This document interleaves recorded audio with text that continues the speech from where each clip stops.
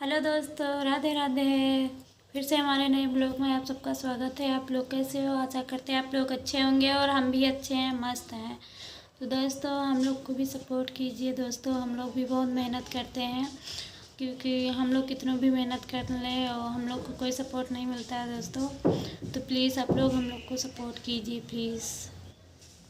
दोस्तों, बस इतनी ही कमी है हमारे लोग के पास कि बाहर वीडियो बनाने नहीं जाते हैं कि आप सबको ताजमहल नदियों पहाड़ों का सीन दिखा सके, ताजमहल जाके ठुमके लगा सके। दोस्तों, हम लोग घर ही पे मेहनत करते हैं, तो प्लीज़ आप लोग सपोर्ट कीजिए।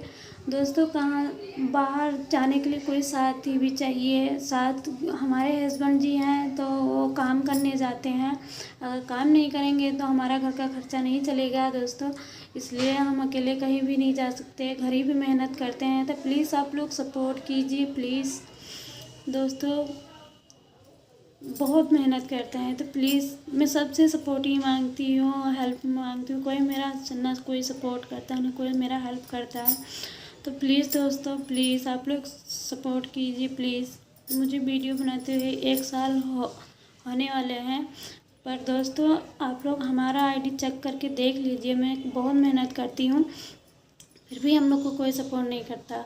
अभी 1 साल होने वाला है, 1,000 सब्सक्राइबर तक नहीं हुए हमारे। तो प्लीज़ इसलिए दोस्तों आप लोग हमें भी सपोर्ट कीजिए प्लीज़।